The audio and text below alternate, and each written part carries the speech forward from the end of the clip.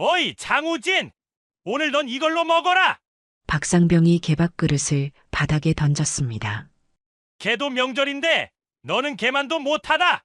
어제 규율 위반하고 오늘까지 버릇없이 굴더니 개밥 그릇이 내 주제에 맞아! 평소보다도 적은 양의 밥과 국물, 그리고 김치 몇 조각뿐이었어요. 야, 그만해. 뭐 하는 거야? 박상병, 분대장님, 이건 이건 뭐야? 신병이라고 개밥 그릇으로 밥을 먹여? 이건 군기가 아니라 모욕이야. 신병이라고 해서 인간 대우 안 해도 되는 거야? 이게 뭐야? 구독과 좋아요는 무료입니다. 지난 영상에서 포항에서 듣고 계신다고 댓글 남겨주신 영옥님, 정말 큰 힘이 되었습니다. 여러분은 지금 어디에서 듣고 계신가요? 댓글로 남겨주시면 다음 영상에서 인사드릴게요. 그럼 지금 바로 군대에 숨겨진 썩은 진실을 들려드리겠습니다. 아직 별이 총총한 새벽 5시, 강원도 산골부대 생활관에는 깊은 정적이 흐르고 있었습니다. 20명의 신병들이 나란히 누워있는 침상 사이로 간간히 들리는 것은 코 고는 소리와 뒤척이는 이불 소리뿐이었죠. 그런데 맨 끝자리 침상에 누워있던 장우진만은 잠들지 못하고 천장을 바라보고 있었습니다. 내일이 추석이었거든요. 20살 청년 우진에게는 훈련소를 수료하고 자대에 온 지 한 달 만에 맞는 첫 명절이었습니다. 지난주 일요일 면회 때 어머니가 몰래 넣어주신 작은 송편 몇 개가 사물함 깊숙한 곳에 숨겨져 있었죠. 다른 사람들 몰래 혼자 먹으라고 하셨지만 우진은 그 송편을 생각하면 마음이 복잡해졌습니다. 혼자만 먹기에는 너무 미안했거든요. 함께 고생하는 동기들과 나누고 싶은 마음이 더 컸습니다. 야, 장우진. 잠 안 와? 옆자리에서 속삭이는 목소리가 들렸습니다. 동기 김동현이었죠. 서울에서 온 또래 친구였는데 우진과는 달리 털털한 성격이었습니다. 응, 좀 그래. 넌? 나도. 집에서 추석 준비하고 있을 텐데. 엄마가 전 부치는 냄새 같은 거 말이야. 둘의 대화를 듣고 있던 다른 동기들도 하나둘씩 고개를 들었습니다. 모두들 같은 마음이었거든요. 자대 온 지 한 달, 아직 군대 생활에 적응하지 못한 신병들에게는 첫 명절이 더욱 그리웠습니다. 우진은 잠깐 망설이다가 조용히 자리에서 일어났습니다. 그리고 사물함을 살며시 열어 어머니가 면회 때 넣어주신 송편을 꺼냈죠. 작은 보자기에 쌓인 송편들은 아직도 고향 냄새가 났습니다. 야들아, 이거 나눠 먹을래? 우진의 작은 목소리에 동기들의 눈이 번쩍 떴습니다. 송편을 보는 순간 모두의 얼굴에 그리움이 스며들었죠. 진짜? 괜찮아? 내 어머니가 주신 건데. 어머니가 직접 만드신 거야? 우와, 진짜 오랜만에 보는 송편이네. 우진은 송편을 조심스럽게 나누어 주었습니다. 20개 남짓한 송편을 20명이 나눠 먹으니 한 입에 들어갈 만한 크기밖에 안 되었지만 동기들의 얼굴에는 환한 미소가 번져갔습니다. 야, 정말 맛있다. 우리 엄마 송편 맛이야. 군대도 사람 사는 곳이구나. 고마워, 우진아. 이런 게 진짜 전우애지. 그 순간이었습니다. 생활관 문이 갑자기 열리면서 박상병이 들어왔죠. 1등병 계급장을 달고 있지만 벌써 1년 가까이 부대에서 지낸 고참이었습니다. 키가 크고 어깨가 넓어서 신병들에게는 무서운 존재였죠. 뭐 하는 거야, 너희들? 갑작스러운 목소리에 동기들은 모두 얼어붙었습니다. 입에 넣었던 송편도 삼키지 못하고 그대로 있었죠. 박상병의 시선이 우진에게로 향했습니다. 장우진, 내가 나눠준 거지? 예, 그렇습니다. 감히 신병이 나눠? 허락받고 했어? 우진의 얼굴이 붉어졌습니다. 단순히 동기들과 나누고 싶었던 마음뿐이었는데 그것마저 잘못된 일이 되어버렸네요. 죄송합니다. 다음부터는, 다음은 없어. 규율 위반이야. 신병이 감히 뭘 나눠주고 그래. 내가 선임이야? 박상병의 목소리가 점점 커졌습니다. 다른 동기들은 고개를 숙이고 있었고 우진만 혼자 서 있었죠. 마음속으로는 작은 기쁨마저 잘못인가라는 생각이 들었지만 감히 말로 표현할 수는 없었습니다. 면회 때 받은 거 혼자 처리하지 못해서 남들 귀찮게 하고 내일부터 내 행동 똑똑히 지켜볼 테니까 각오해. 박상병이 나가고 나서야 생활관에 다시 정적이 흘렀습니다. 동기들은 미안한 표정으로 우진을 바라봤지만 아무도 말을 꺼내지 못했어요. 우진은 자리에 누워서 또다시 천장을 바라보았습니다. 사실 우진에게는 한 가지 비밀이 있었습니다. 자신의 아버지가 군수사령관이라는 것이죠. 하지만 절대로 그 사실을 말하고 싶지 않았어요. 자신의 이름으로 군대 생활을 해보고 싶었거든요. 아버지의 권력에 기대고 싶지 않았습니다. 아버지 얼굴이 떠오르네. 하지만 절대 의지하지 않겠어. 우진은 그런 다짐을 하며 눈을 감았습니다. 내일이 추석이라는 것도 박상병의 따가운 시선도 모든 것을 견민해야 했어요. 자신만의 힘으로 말입니다. 다음 날 추석 아침 부대에는 특별한 분위기가 감돌았습니다.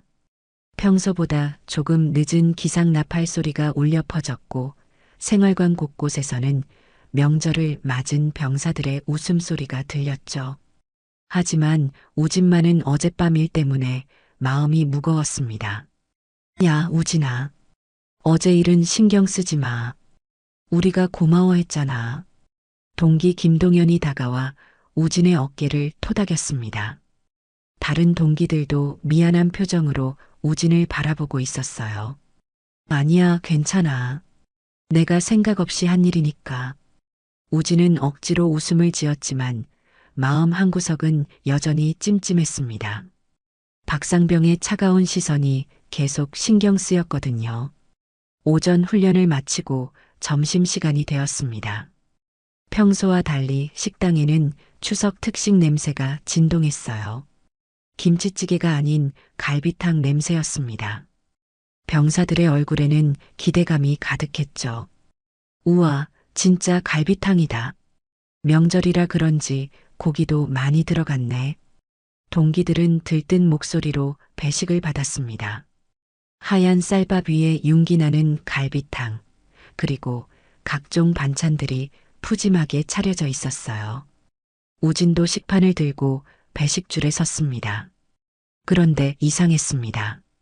우진의 차례가 되자 취사병이 잠깐 멈칫했어요. 그리고 뒤를 힐끗 보더니 다른 그릇을 가져왔습니다. 우진의 식판에 올려진 것은 갈비탕이 아니었습니다. 식은 냉밥 한 그릇과 김치 몇 조각, 그리고 된장국 한 숟갈뿐이었어요. 마치 평상시 아침 식사보다도 못한 수준이었습니다. 이게 뭔가요? 우진이 조심스럽게 물었지만 취사병은 대답하지 않고 고개만 숙였습니다. 그 순간 뒤에서 박상병의 목소리가 들렸어요. 어제 규율 위반한 놈이 무슨 특식을 기대해? 신병 주제의 분수를 알아야지. 주변 병사들이 모두 돌아봤습니다. 갈비탕을 받아든 동기들의 얼굴이 굳어졌어요. 하지만 아무도 감히 말을 하지 못했습니다. 신병 군기 잡으려면 밥상부터 다르게 가야지. 이해해? 박상병이 비웃듯 말했습니다. 우진은 떨리는 손으로 식판을 들고 자리로 향했어요. 동기들이 앉은 테이블에 자리를 잡았지만 분위기는 썰렁해져 있었습니다. 우진아. 김동현이 자신의 갈비 한 점을 우진의 식판에 올려놓으려 했습니다. 하지만 우진이 손으로 막았어요. 괜찮아. 이것도 밥이야. 우진은 차가운 냉밥을 한 숟가락 떠서 입에 넣었습니다. 삼키기 어려웠지만 동기들 앞에서 약한 모습을 보이고 싶지 않았어요. 마음속으로는 군대는 다 그런 줄 알았다며 스스로를 달랬습니다. 다른 동기들은 맛있는 갈비탕을 먹으면서도 편하지 않았습니다. 우진의 초라한 밥상을 보니 목에 넘어가지 않았거든요. 몇몇은 자신들의 반찬을 나누어 주려 했지만 박상병의 시선 때문에 엄두를 내지 못했습니다. 야, 동정하지 마. 그냥 니들 밥이나 먹어. 박상병이 지나가면서 한마디 던졌습니다. 그 말에 동기들은 더욱 위축되었어요. 점심시간 내내 우진은 냉밥과 김치만으로 끼니를 때웠습니다. 배는 고팠지만 더 큰 문제는 마음이었어요. 단순히 동기들과 나누려던 마음이 이런 결과를 가져올 줄 몰랐습니다. 식사를 마치고 생활관으로 돌아가는 길, 우진은 혼자 뒤처져 걸었습니다. 동기들은 미안해하며 기다려주려 했지만 우진이 먼저 가라고 손짓했어요. 아버지 얼굴이 떠오른다. 하지만 절대 의지하지 않겠다. 우진은 마음속으로 다시 한번 다짐했습니다. 아버지가 군수사령관이라는 사실을 말하면 이 모든 상황이 단숨에 뒤바뀔 것이라는 걸 알고 있었어요. 하지만 그렇게 하고 싶지 않았습니다. 자신의 이름으로, 자신의 힘으로 이 시련을 견뎌내고 싶었거든요. 설령 그것이 더 고통스럽더라도 말입니다. 생활관에 도착한 우진은 침상에 앉아 창밖을 바라봤습니다. 멀리 보이는 산들이 가을빛으로 물들어 있었어요. 고향에서는 지금쯤 온 가족이 모여 차례를 지내고 있을 텐데 자신은 여기서 혼자 이런 시간을 보내고 있다는 생각이 들었습니다. 그때 김동현이 다가왔습니다. 우진아, 정말 괜찮아? 응, 괜찮아. 이런 것도 군대 생활이겠지. 우진의 담담한 대답에 김동현은 더 말하지 못했습니다. 하지만 두 사람 모두 알고 있었어요. 이것은 단순한 군기가 아니라 부당한 차별이라는 것을 말입니다. 오후가 되어서도 우진에 대한 박상병의 견제는 계속되었습니다. 다른 신병들은 명절이라 조금 여유로운 시간을 보낼 수 있었지만 우진만은 온갖 자비를 혼자 해야 했어요. 화장실 청소, 복도 닦기, 쓰레기 버리기까지 모든 것이 우진의 몫이 되었습니다. 저녁이 되어서야 우진은 잠시 쉴 수 있었습니다. 동기들은 모두 우진을 걱정했지만 섣불리 도와주었다가 자신들도 표적이 될까 두려워했어요. 그런 동기들의 마음을 우진은 충분히 이해했습니다. 밤이 깊어가면서 우진의 마음도 더욱 무거워졌습니다. 첫 명절을 이렇게 보내게 될 줄 몰랐거든요. 하지만 포기할 수는 없었습니다. 자신만의 힘으로 이 모든 것을 견뎌내야 했으니까요. 추석 오후 훈련이 끝나고 저녁 시간이 되었습니다. 하루 종일 온갖 자빌에 시달린 우진은 지친 몸을 이끌고 식당으로 향했어요. 점심때 냉밥과 김치로 연명한 배는 여전히 고팠지만 또 다른 굴욕을 당할까봐 걱정이 앞섰습니다. 다른 동기들은 명절 분위기에 젖어 웃음소리를 내고 있었지만 우진만은 무거운 발걸음이었어요. 김동현이 우진의 어깨에 손을 올렸습니다. 우진아, 저녁은 괜찮을 거야. 점심에 너무 심했잖아. 그래, 분명 이제 그만둘 거야. 다른 동기들도 우진을 위로했지만 우진은 별로 기대하지 않았어요. 박상병의 성격을 하루 만에 파악했거든요. 저녁 배식줄에 서자 취사병들이 서로 눈짓을 주고받는 게 보였습니다. 우진의 차례가 되자 취사병이 잠깐 망설였어요.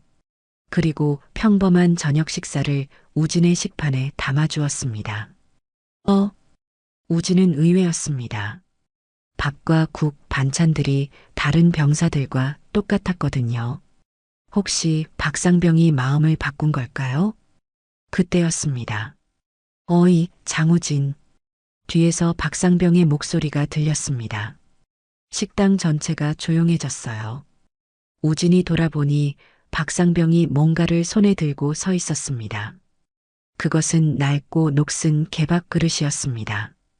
가장자리가 울퉁불퉁하고 여기저기 상처가 난 철제 그릇, 오랫동안 사용되어 녹이 슬어있는 그런 그릇이었죠. 보기만 해도 징그러운 개밥 그릇이었어요. 오늘 넌 이걸로 먹어라. 박상병이 개밥 그릇을 바닥에 던졌습니다. 쨍그랑 하는 소리가 식당 전체에 울려 퍼졌어요. 모든 병사들의 시선이 그쪽으로 향했습니다. 걔도 명절인데 너는 걔만도 못하다. 박상병의 말에 우진의 얼굴이 창백해졌습니다. 주변에서 동기들의 작은 한숨소리가 들렸어요. 어제 규율 위반하고 오늘까지 버릇없이 굴더니 이제 정신 차려야겠어. 개밥 그릇이 내 주제에 맞아. 동기들의 시선에는 동정과 두려움이 뒤섞여 있었습니다. 도와주고 싶지만 자신들도 표적이 될까 무서워하는 표정들이었어요. 김동현은 주먹을 꽉 쥐고 있었지만 감히 나서지 못했습니다. 우진은 떨리는 손으로 식판을 내려놓았습니다. 그리고 바닥에 떨어진 개밥 그릇을 집어들었어요. 차가운 철 감촉과 거친 표면이 손바닥을 통해 전해졌습니다. 취사병은 어쩔 줄 모르며 개밥 그릇에 밥을 퍼주었습니다. 평소보다도 적은 양의 밥과 국물, 그리고 김치 몇 조각뿐이었어요. 우진이 동기들이 앉은 테이블로 향했습니다. 개밥 그릇을 든 자신의 모습이 얼마나 초라한지 모든 사람들이 다 보고 있다는 생각이 들었어요. 자리에 앉은 우진은 떨리는 손으로 숟가락을 들었습니다. 개밥 그릇의 거친 표면에 숟가락이 부딪히며 쇠소리를 냈어요. 그 소리가 식당 전체에 울려 퍼지는 것 같았습니다. 우진아. 김동현이 안쓰럽다는 표정으로 바라봤지만 우진은 고개를 저었어요. 이미 이렇게 된 이상 어쩔 수 없다고 생각했습니다. 바로 그 순간이었습니다. 야, 그만해. 큰 목소리가 식당을 가로질렀습니다. 분대장 김병장이었어요. 하사 계급장을 단 그는 박상병보다 훨씬 높은 선임이었습니다. 뭐 하는 거야, 박상병? 김병장이 성큼성큼 걸어왔습니다. 그의 얼굴에는 분노가 가득했어요. 평소 온화한 성격이었던 김병장이 이렇게 화내는 모습은 처음이었습니다. 분대장님, 이건 뭐야? 신병이라고 개밥 그릇으로 밥을 먹여? 김병장이 우진에게서 개밥 그릇을 빼앗았습니다. 그리고 박상병을 노려보며 말했어요. 이건 군기가 아니라 모욕이야. 김병장의 목소리가 식당 전체에 울렸습니다. 다른 병사들도 모두 숨을 죽이고 지켜봤어요. 이런 상황은 처음이었거든요. 분대장님, 하지만 이 신병이 어제 규율을 위반했고, 규율 위반? 송편 나눠준 게 규율 위반이야? 그게 걔 취급할 이유가 되냐? 박상병의 얼굴이 붉어졌습니다. 다른 병사들 앞에서 이렇게 망신을 당하니 자존심이 상했던 거예요. 분대장님, 감히 상급자에게 대들어요? 박상병이 목소리를 높였습니다. 하지만 김병장은 전혀 물러서지 않았어요. 상급자? 너 지금 부사관한테 반말해? 그리고 이건 계급 문제가 아니야. 김병장이 개밥 그릇을 바닥에 내던졌습니다. 쨍그랑 소리와 함께 그릇이 굴러갔어요. 신병이라고 해서 인간 대우 안 해도 되는 거야? 이게 뭐야? 두 사람의 대치 상황이 계속되었습니다. 우진은 그 사이에서 어쩔 줄 모르고 있었어요. 김병장이 자신을 도와주는 게 고마웠지만 동시에 더 큰 문제가 될까봐 걱정되었습니다. 식당 안 분위기가 얼어붙었습니다. 이런 상황을 본 적이 없었던 병사들은 모두 긴장하고 있었어요. 동기들은 우진을 걱정스럽게 바라보며 상황이 어떻게 풀릴지 지켜보고 있었습니다. 박상병은 주먹을 꽉 쥔 채 김병장을 노려봤습니다. 자신의 권위에 도전받는 게 못마땅했던 거예요. 하지만 계급상으로는 김병장이 위였기 때문에 함부로 대들 수도 없었습니다. 우진은 마음속으로 생각했습니다. 이렇게 되면 김 병장님까지 문제가 생기는 거 아닌가? 나 때문에 다른 사람들이 피해를 당하면 안 되는데. 상황은 예상치 못한 방향으로 흘러가고 있었습니다. 김 병장과 박상병의 대치 상황이 계속되는 가운데 식당 앞 모든 병사들이 숨을 죽이고 지켜보고 있었습니다. 우진도 가슴이 쿵쾅거리며 상황이 어떻게 끝날지 예상할 수 없었어요. 그때 박상병이 갑자기 휴대폰을 꺼냈습니다. 분대장님, 잠깐만요. 박상병이 능글맞은 미소를 지으며 휴대폰 카메라를 켰습니다. 그리고 바닥에 굴러다니는 개밥 그릇과 우진의 모습을 향해 렌즈를 돌렸어요. 뭐 하는 거야? 김 병장이 소리쳤지만 박상병은 개의치 않았습니다. 플래시가 터지며 여러 장을 연달아 찍기 시작했어요. 우진이 당황해하는 표정, 개밥 그릇이 바닥에 굴러다니는 모습, 모든 것을 담았습니다. 사진 찍는 것도 안 되나요? 이것도 불법인가요? 박상병의 비웃음 섞인 목소리였습니다. 우진은 카메라를 피하려 했지만 이미 늦었어요. 몇 장의 사진이 찍힌 후였거든요. SNS에 올려도 아무도 안 믿겠지? 신병이 군기 못 맞춰서 혼났다고 생각할걸? 박상병이 휴대폰 화면을 보며 만족스러워했습니다. 그리고 더욱 충격적인 말을 이어갔어요. 아니면 이런 제목은 어때요? 요즘 신병들 버릇 없어서 이렇게 교육시킵니다. 이런 식으로. 우진의 얼굴이 창백해졌습니다. 자신의 굴욕적인 모습이 인터넷에 퍼질 수도 있다는 생각에 온몸이 떨렸어요. 김 병장이 박상병에게 다가가려 했지만 박상병이 한 발 물러서며 말했습니다. 분대장님, 진정하세요. 저도 할 말이 있거든요. 박상병의 목소리가 갑자기 낮아졌습니다. 다른 병사들이 듣지 못하게 하는 듯한 톤이었어요. 참고로 말씀드리는데요. 제 고등학교 선배가 인사과에 계시거든요. 김 병장의 표정이 굳어졌습니다. 불길한 예감이 들었거든요. 분대장님, 진급평가가 다음 달이죠? 저도 우연히 알게 되었는데요. 박상병이 휴대폰을 흔들며 위협적으로 말했습니다. 내 진급평가 날려버릴까요? 한 통하면 끝이에요. 김 병장의 얼굴이 점점 창백해졌습니다. 군대에서 진급평가에 문제가 생기면 모든 게 끝이라는 걸 알고 있었거든요. 특히 부사관에게는 진급이 생계와 직결된 문제였습니다. 신병 하나 때문에 분대장님 미래를 망치고 싶지는 않으시겠죠? 노골적인 협박이었습니다. 식당에 있던 다른 병사들도 이 대화를 듣고 충격을 받았어요. 이런 일이 실제로 벌어질 줄 몰랐거든요. 김 병장은 주먹을 꽉 쥔 채 떨고 있었습니다. 분노와 절망이 뒤섞인 표정이었어요. 하지만 어쩔 수 없었습니다.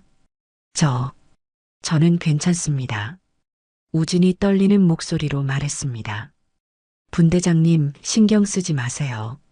제가 알아서 할게요. 하지만 김 병장은 결국 고개를 돌렸습니다. 박상병의 협박에 굴복한 것이었어요. 우진은 그 모습을 보며 절망감이 몰려왔습니다. 이제 정말 아무도 나를 도와줄 수 없구나.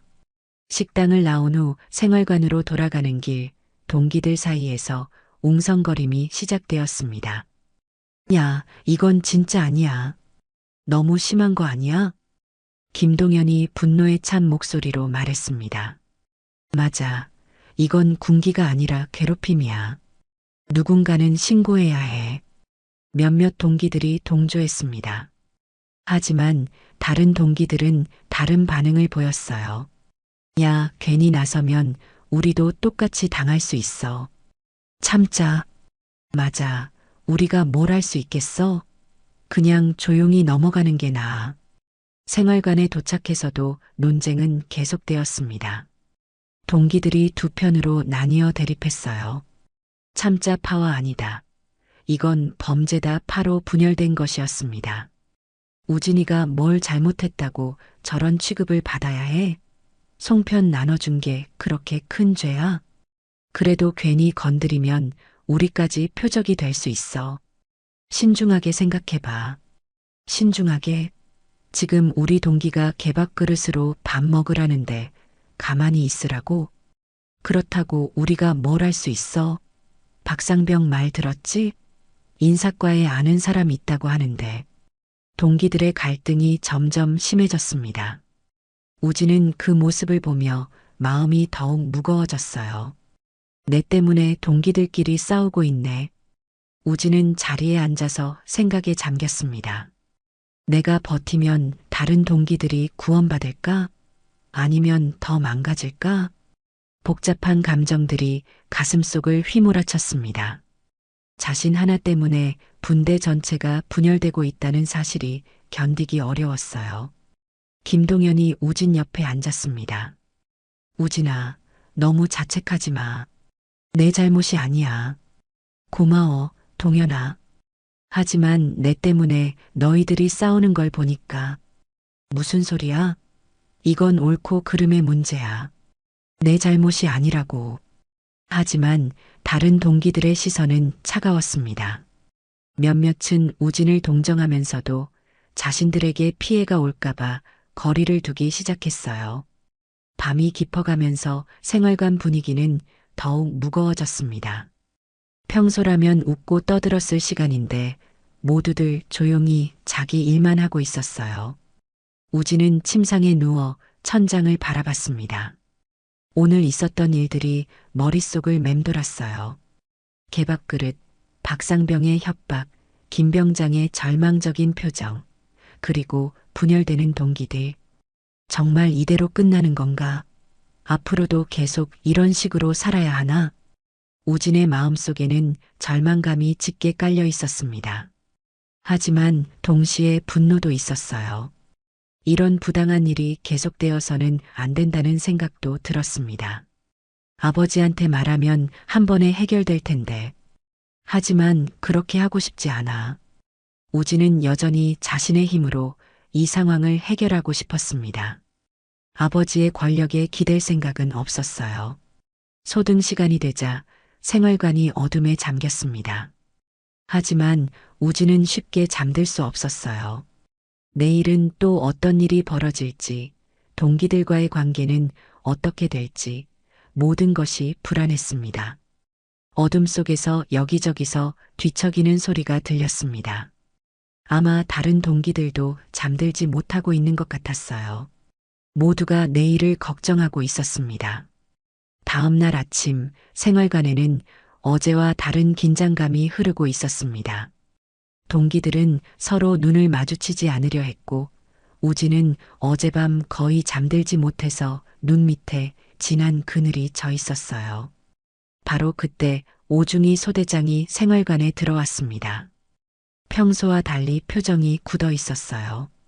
박상병이 그 뒤를 따라왔습니다. 어제 식당에서 무슨 일이 있었다고 들었는데? 오중희의 차가운 목소리에 생활관 전체가 조용해졌습니다. 동기들은 모두 긴장했어요. 혹시 누군가 신고했나 싶었거든요. 별일 아닙니다, 소대장님. 그냥 신병 교육과정에서 김병장이 오해한 것 같습니다. 박상병이 태연하게 대답했습니다. 우진은 그 말을 듣고 소름이 돋았어요. 개밥그릇 사건을 단순한 오해라고 표현하다니. 오해? 개밥그릇으로 밥을 먹이는 게 교육이야? 오중이가 목소리를 높였습니다. 잠시 희망이 생겼어요. 혹시 오중이가 이 상황을 바로 잡아줄까 싶었거든요. 그런데 다음 순간 오중이의 말이 모든 것을 바꿔놓았습니다. 하지만 이런 일로 부대에 소문나면 곤란해. 내 중대에서 사건 터지면 내 인사에 타격이다. 우진의 얼굴이 창백해졌습니다. 설마 오중이까지 이런 입장인 건가요? 그래서 그냥 묻자. 괜히 크게 만들 필요 없어. 알겠습니다, 소대장님. 박상병의 입꼬리가 살짝 올라갔습니다. 승리의 미소였어요. 오중이가 나간 후 박상병이 우진을 불렀습니다. 장우진, 밖으로 나와. 우진은 어쩔 수 없이 박상병을 따라 생활관 밖으로 나갔습니다. 아무도 없는 구석진 곳이었어요. 들었지? 소대장님 말씀. 박상병의 목소리에는 승리감이 가득했습니다. 앞으로 조용히 해. 괜히 소리 크게 내면 너만 더 손해야.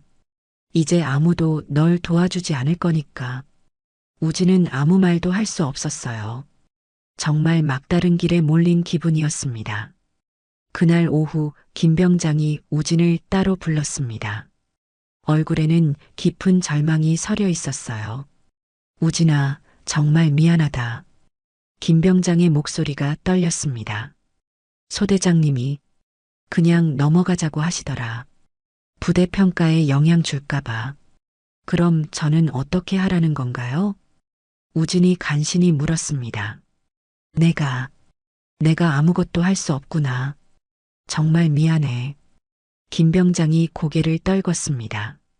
우진을 도와주고 싶지만 현실적으로 불가능하다는 걸 인정하는 순간이었어요. 그날 저녁 생활관은 완전히 분열되었습니다. 동기들이 두 편으로 갈라져서 격렬하게 대립했어요. 이제 그만하자. 소대장님도 그냥 넘어가라고 했잖아. 넘어가라고? 우진이가 개밥그릇으로 밥 먹는 걸 그냥 보고만 있으라고? 김동현이 분노에 찬 목소리로 소리쳤습니다.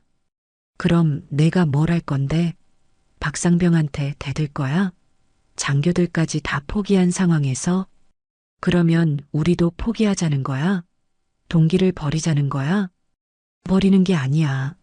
현실을 인정하는 거지. 우리가 뭘 할 수 있어? 동기들의 목소리가 점점 커졌습니다. 평소 사이좋던 친구들이 서로 등을 돌리고 있었어요. 우진은 그 모습을 보며 견딜 수 없었습니다. 내 때문에 동기들이 원수가 되고 있어. 우진은 조용히 자리에서 일어나 화장실로 향했습니다. 거울 속 자신의 모습은 너무나 초췌했어요. 불과 사흘 만에 완전히 다른 사람이 된 것 같았습니다. 군대가 사람을 개로 만들어선 안 되는데. 하지만 아무도 막을 수 없구나. 우진은 마음속으로 절규했습니다. 이런 부당한 일이 버젓이 일어나고 있는데 심지어 조직적으로 은폐되고 있다는 게 믿을 수 없었어요.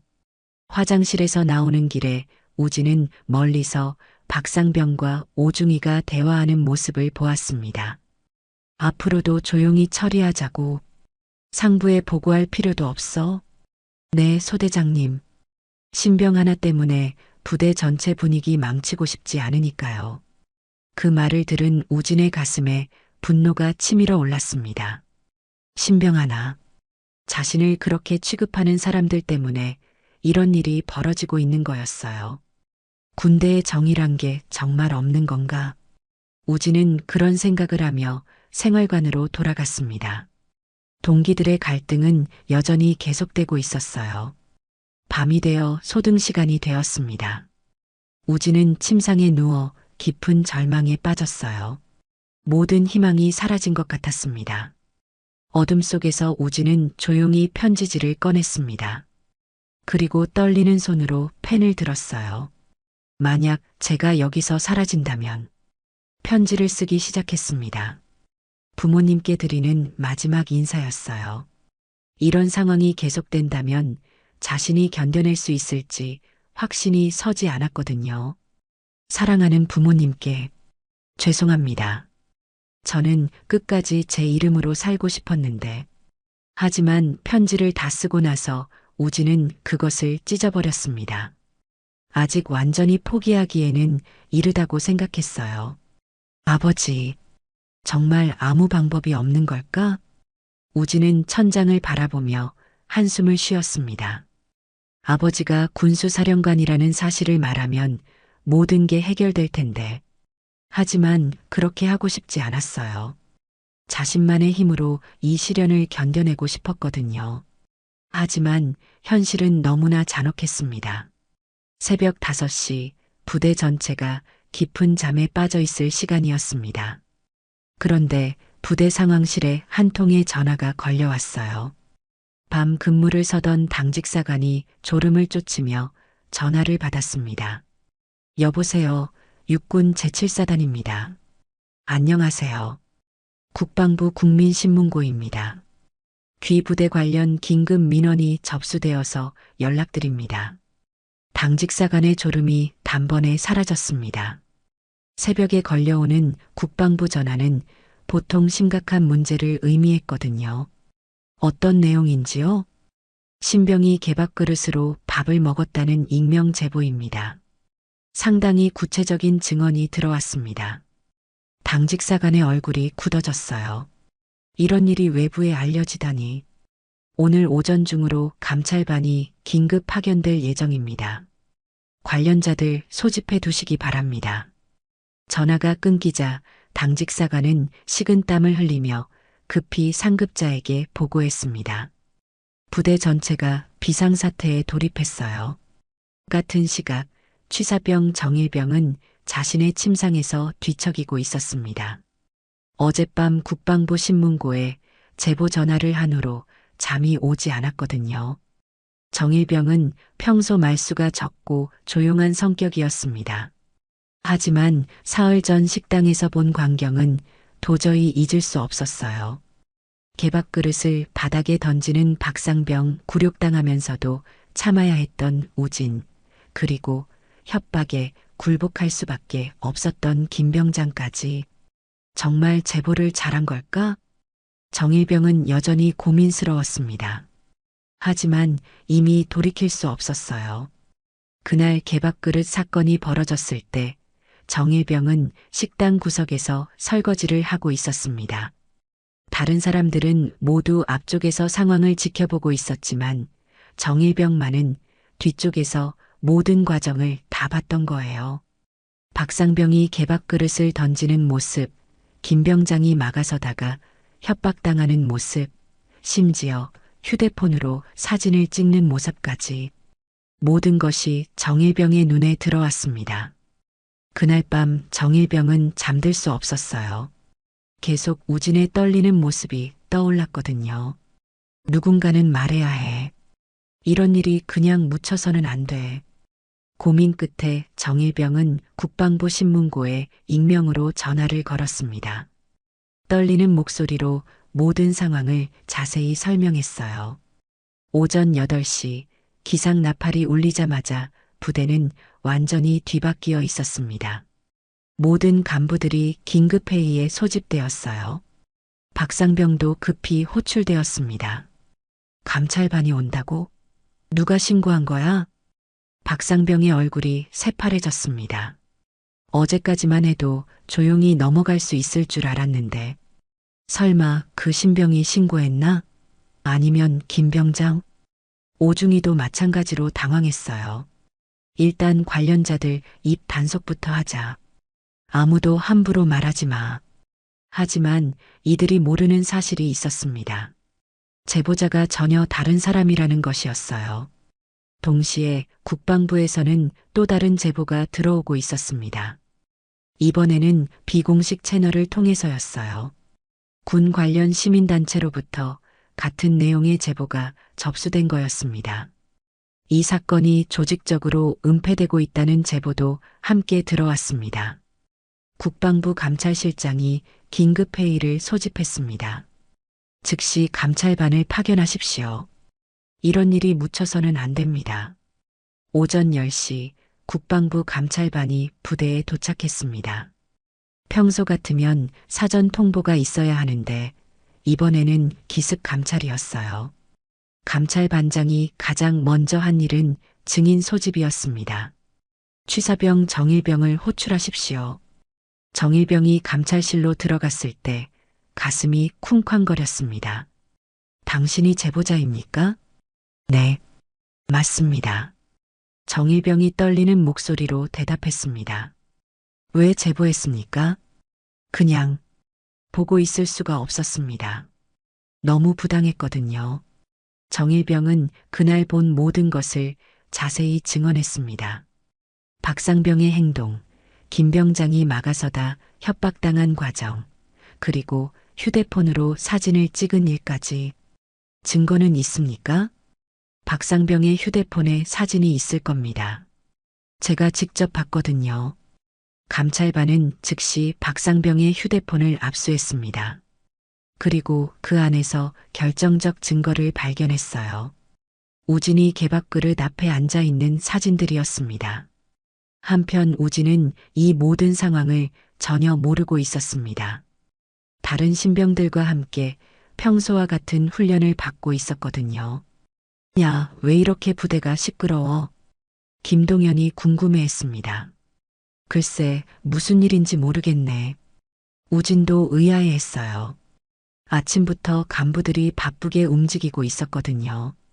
그때 생활관에 급히 들어온 박상병을 봤습니다.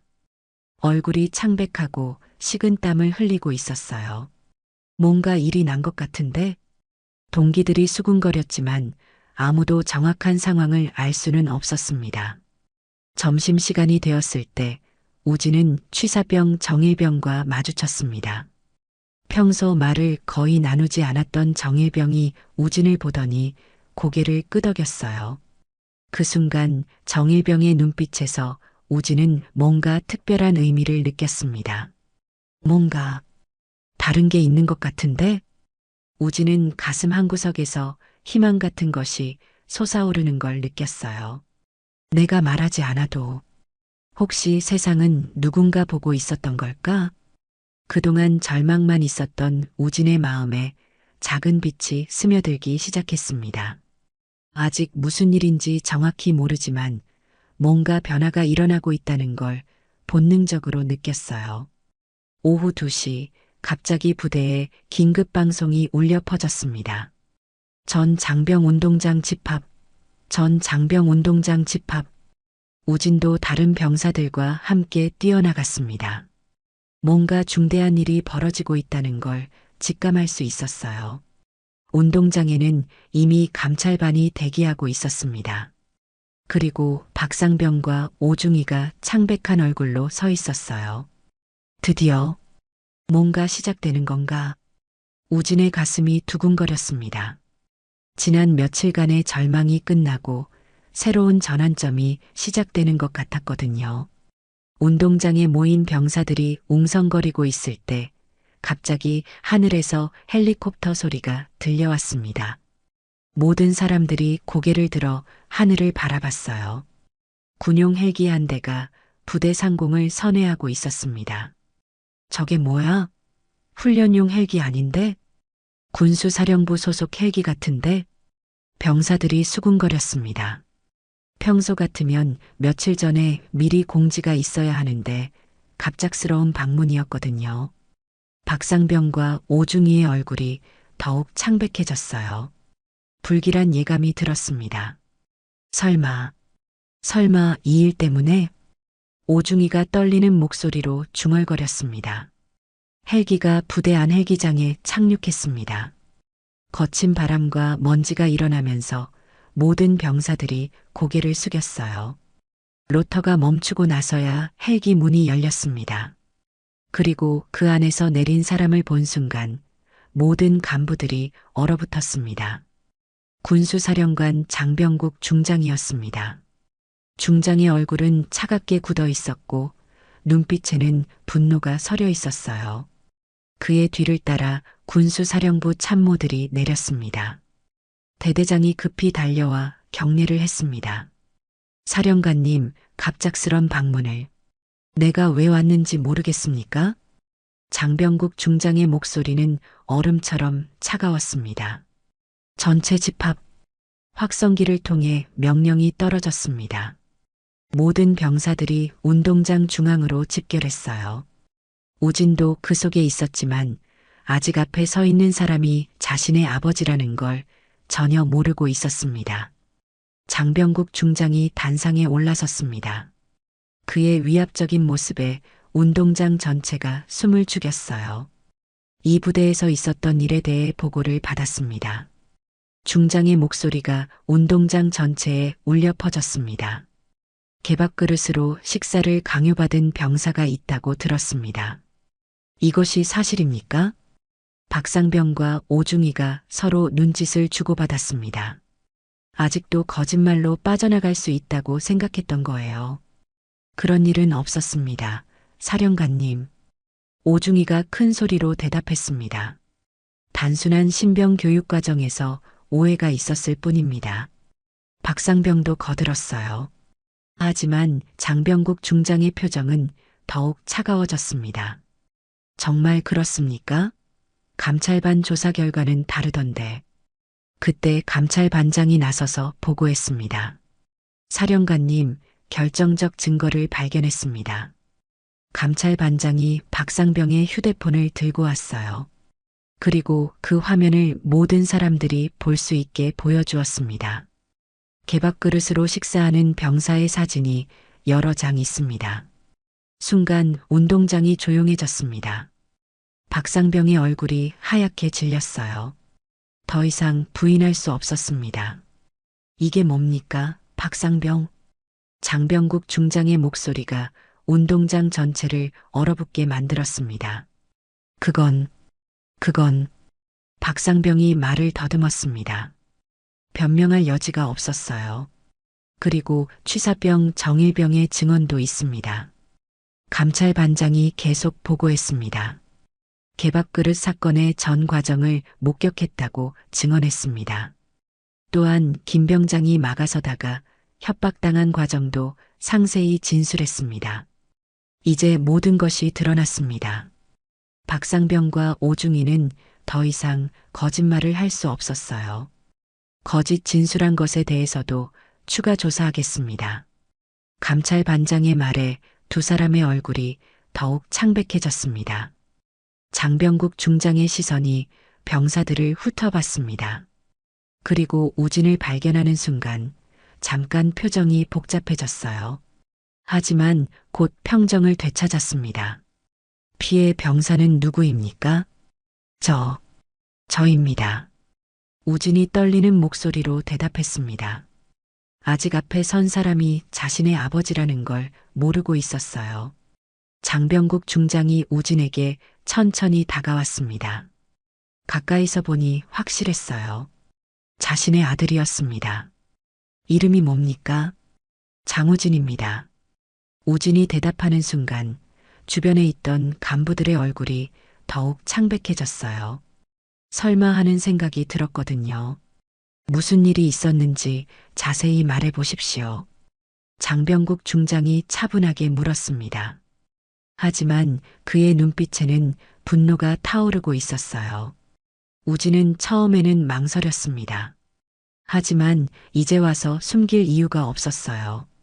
송편을 동기들과 나눠 먹었다는 이유로. 우진의 목소리가 떨렸지만 끝까지 말했습니다. 개밥그릇으로 식사하라고 했습니다. 그리고 사진까지 찍었습니다. 그래서 어떻게 했습니까? 저는 참았습니다. 우진의 목소리가 더욱 떨렸어요. 저는 제 이름이 아니라 제 동기들의 이름을 지키고 싶었습니다. 그 말에 장병국 중장의 눈에 무언가가 번뜩였습니다. 군대가 사람을 개로 만들어선 안 됩니다. 우진의 마지막 말이 운동장 전체에 울려 퍼졌습니다. 모든 병사들이 그 말에 숙연해졌어요. 장병국 중장은 잠시 침묵했습니다. 그리고 천천히 입을 열었어요. 너의 아버지로서가 아니라 군인으로서 답한다. 그 말에 우진의 눈이 커졌습니다. 내 말이 옳다. 장병국 중장의 큰 목소리가 운동장을 울렸습니다. 아버지, 우진이 어리둥절한 표정으로 장병국 중장을 바라봤습니다. 그제서야 깨달았어요. 앞에 서 있는 사람이 자신의 아버지라는 걸 말이에요. 내가 말한 게 맞다. 군대가 사람을 개로 만들어선 안 된다. 장병국 중장이 박상병과 오중이를 노려보며 말했습니다. 군기란 이름으로 인간의 존엄성을 짓밟는 행위를 절대 용납하지 않겠다.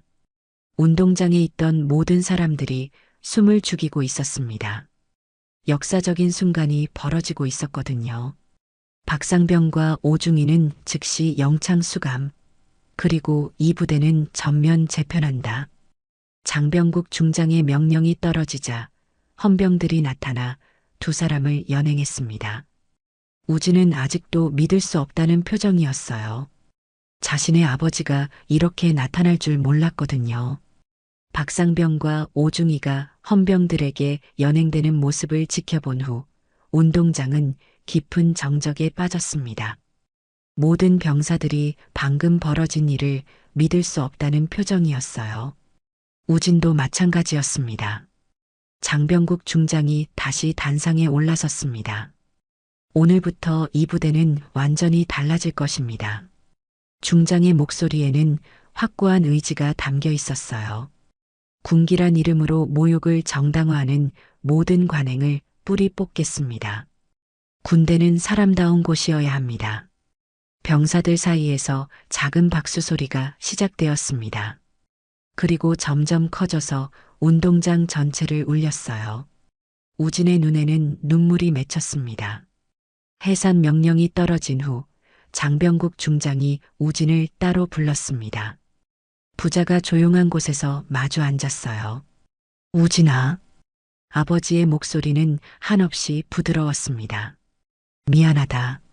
내가 몰랐구나. 아버지. 저는 우진이 말을 시작하려 했지만 장병국 중장이 손을 들어 막았어요. 내가 내 아들이라는 걸 말하지 않은 이유를 알겠다. 자신의 힘으로 해보고 싶었구나. 네. 아버지의 권력에 기대고 싶지 않았어요. 그런 내가 자랑스럽다. 하지만 때로는 도움을 받는 것도 용기야. 두 사람은 잠시 침묵했습니다.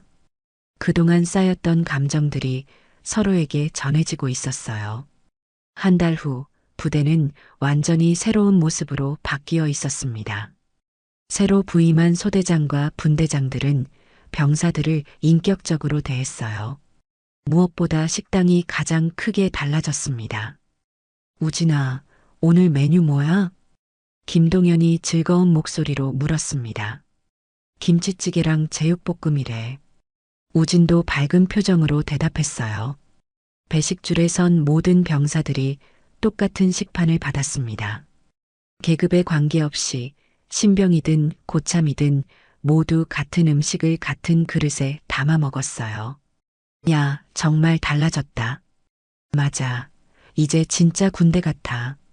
병사들의 얼굴에는 만족스러운 표정이 가득했습니다. 취사병 정일병이 우진에게 다가왔습니다. 우진아, 그때 제보한 거 괜찮았지? 정일병이 했구나. 정말 고마워. 우진이 진심으로 고개를 숙였습니다. 아니야, 당연한 일이었어. 그냥 보고만 있을 수는 없었거든. 정일병의 말에 우진은 다시 한번 깨달았어요. 세상에는 옳은 일을 위해 용기를 내는 사람들이 있다는 걸 말이에요. 점심시간, 우진과 김동현은 나란히 앉아 식사를 했습니다. 김병장도 함께 앉았어요. 이제는 계급에 관계없이 자연스럽게 대화할 수 있는 분위기였습니다.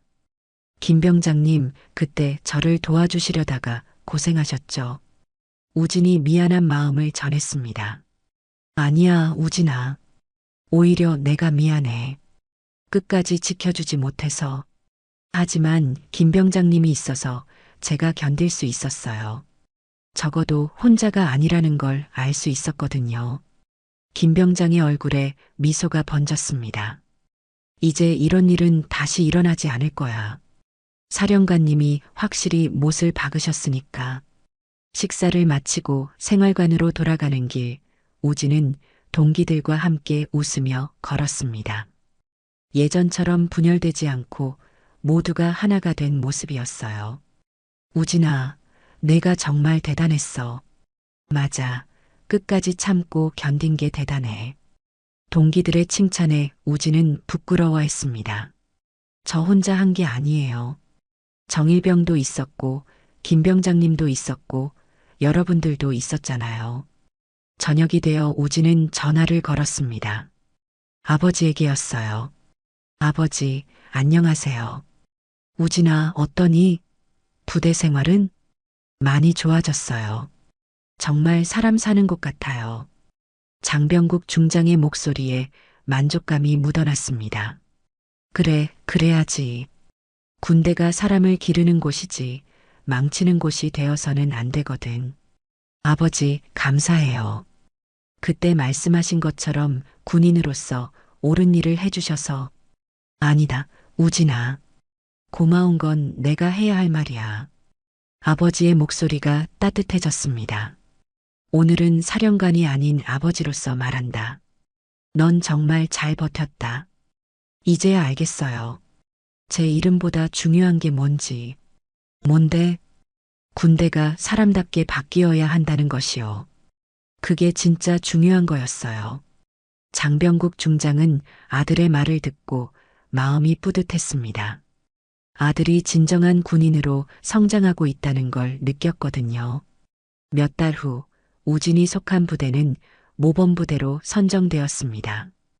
인권을 존중하면서도 강한 군기를 유지하는 부대로 인정받은 거예요. 어느 날 우진은 신입 신병들을 맞이하게 되었습니다. 이제 그도 선임이 된 것이었어요. 안녕하십니까? 신병 박민수입니다.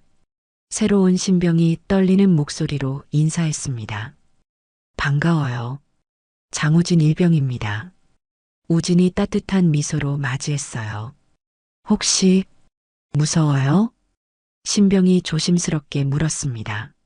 무서울 게 없어요. 여기는 사람이 사는 곳이거든요. 우진의 말에 신병의 얼굴이 밝아졌습니다.